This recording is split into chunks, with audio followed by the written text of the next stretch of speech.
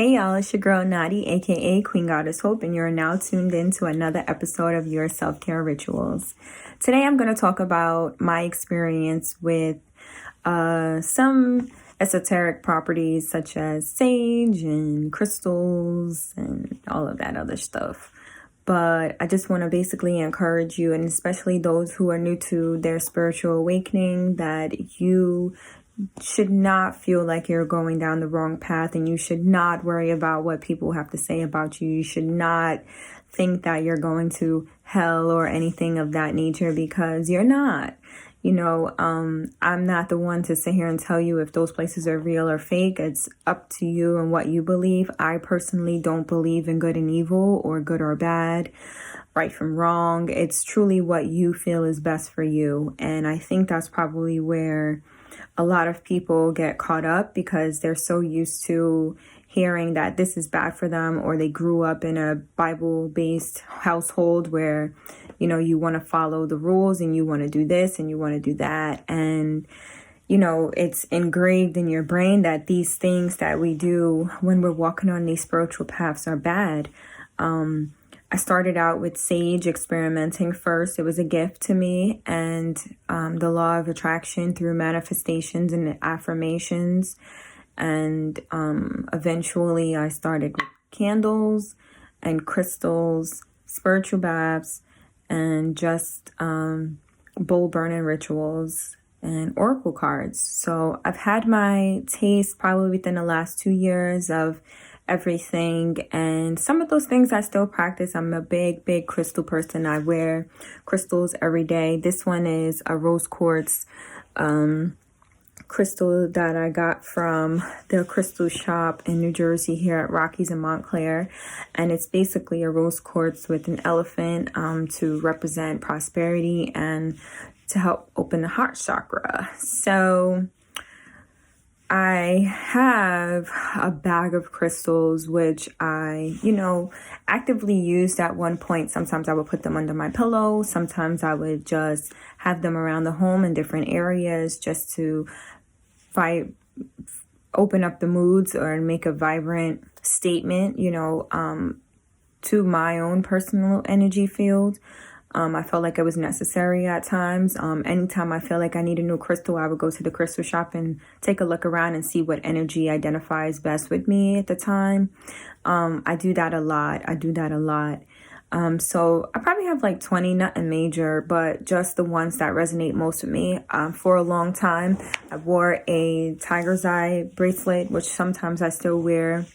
For the most part, I was really attracted to tiger's eye for like a whole year. But, I do Reiki sessions. Hey, Renee. And during the Reiki sessions, the practitioner will tell you what chakras may be blocked. So oftentimes I actually will go into Rockies to the crystal shop to find new crystals that'll help me open up and balance those chakras. And that's how the rose quartz came into my life recently. So I've been rocking this probably for like 2 months, and things are they're progressing a little bit better, but I just still can't stand men sometimes. So it's like, I don't want to be bothered. I'm just focused on vibrating and lifting up my energy for what it is. But to bring it all back to the sage, I want to say first too, definitely do your research when dibble and dabbling into any of these items. A lot of people, we have no idea what their spiritual practices are. It could be light, it could be dark. You really don't know. And plus, the energies that you may have around you, you don't even know if they're light or dark, especially starting out. So it's really important for you to cleanse your atmosphere and cleanse your energy field, and one of those ways is through sage. So just make sure when you're using it, you definitely open up your windows and doors to let the negative entities out. When I first started using it, I actually would speak positive affirmations into the air and ask for any negative entities or forces to remove themselves from this space. I always bless my space, especially when using it. I would use it probably like once a week. And people always said, hey, use it for this or use it for that.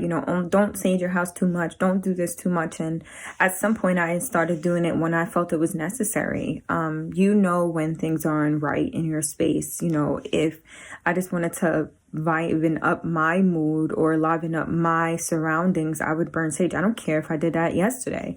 You know what I mean? Like, who are you to tell me that I can't sage every day if I want to?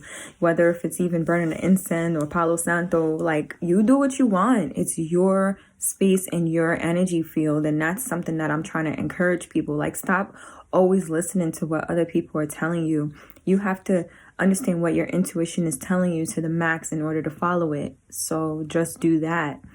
Another thing that I always did and loved were taking spiritual baths. It's really important for you to bathe yourself before you jump in a spiritual bath. Please, dirt bombs, like, make sure that you're actually bathing yourself first before you start and you sit yourself into a bath. Because sometimes people put milk in baths and honey and different things like that. I just know these cleanups be a pain. I've done rose water, I've done essential oils, crystals, herbs, rose petals, lemon peels, so many different things in my baths. It just depends on what it is that you're trying to do. At one point, my solar plexus was blocked and chakra was blocked, and everything yellow for me in a bath. Even candles, yellow candles, like, everything has a purpose.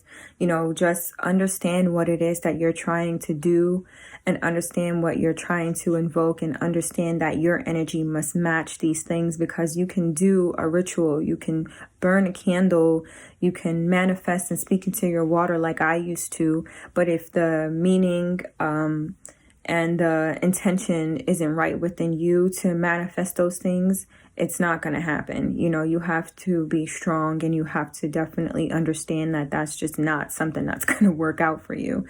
But again, just make sure you're always, quote unquote, prayed up or protecting yourself and your energy field before you're doing these things, because the last thing you want to do is allow negative forces into your life when you have no idea whose ritual you decided to follow.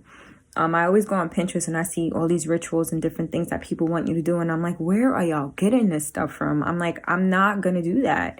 Saying all of these crazy words. You don't even know what any of that stuff means. Like, just because that's your favorite tarot person on YouTube doesn't mean that you should be following anything that they're doing. You have no idea what these people are, who they are, what they do, what their altars look like. You have no idea.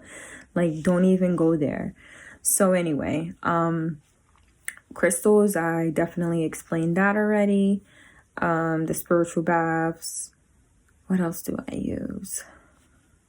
I have done candle magic. I had done 2 candles before in my past. I want to say like 2018. And they definitely worked out for me. Again, because I believe the intention was behind it. And everybody's different, like I said, the 2 things that I wanted to manifest ended up manifesting for me, and I was completely happy. I was completely satisfied with what happened, and what the outcome is. Again, I took a spiritual bath, after it, and once I burned the candle, I made sure to throw it out in someone else's garbage or a dumpster. I didn't want to throw it away in my own garbage. Usually when like my spiritual baths are over, I know I'm jumping all around, but it's just coming up to my brain. I never look at the water when it's going down. I just don't want to resonate with that energy anymore. A lot of these things are intuitive, and a lot of these things are in my subconscious, and a lot of them are encouraged through meditation, and just focusing on here, because it really, really, really, really, really is all you need. I'm at a point now where many of these things don't even matter. I think I'm down to just my little crystal bracelets, and sometimes I put them under my pillow to, have certain types of dreams and allow their healing properties to take over in my dream state, because I really feel like meditation is the key to life right now, like, honestly. When I grew up as a Jehovah's Witness, so readings and tarot and psychics, mediums, all that stuff was considered demonic. And it was confusing to me because in the Bible, they talk about spiritual gifts. And I was like, okay, if these things are in the Bible, why are they so bad? And if all of us are born with these types of gifts, why are these things so bad?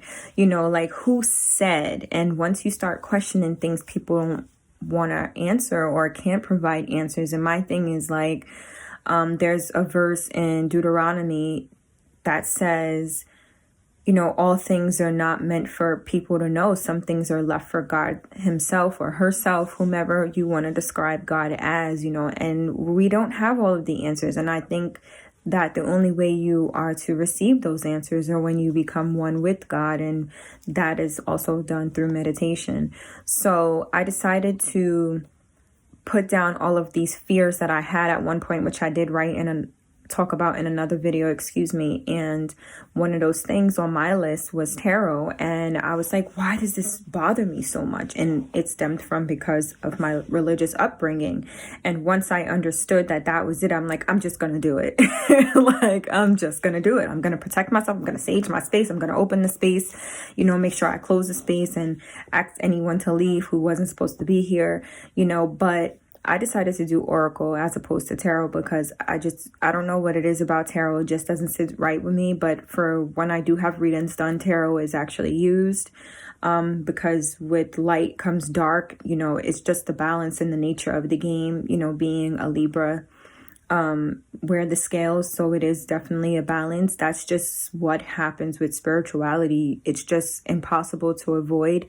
You're never going to be able to stay on a positive path. With good always comes bad, quote unquote, with light always comes dark. It's just the nature of the game, but it's up to you to choose your path and which way you want to go.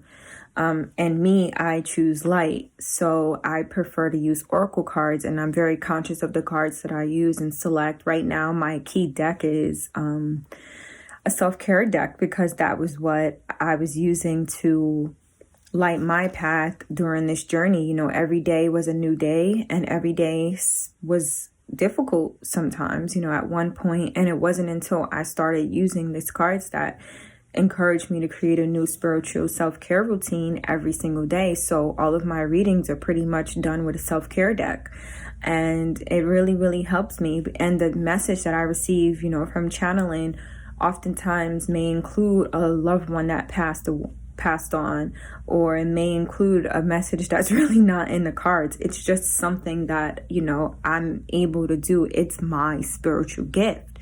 You know what I mean? So just make sure you're doing things that resonate with you. I really, really want to encourage everybody to do that and stay healthy during this time. There's a lot going on as the light flickers because my thing is about to die. There's a lot going on in this time, and it's really important for us to stay protected and stay safe. Today I have my chlorophyll, slippery elm, and lemon mix that I'm drinking, and it's just that I really want to be protected and I really want to stay safe, especially with this pandemic going around. So I really just want to encourage everyone to stay in positive vibes and stay in positive spirits.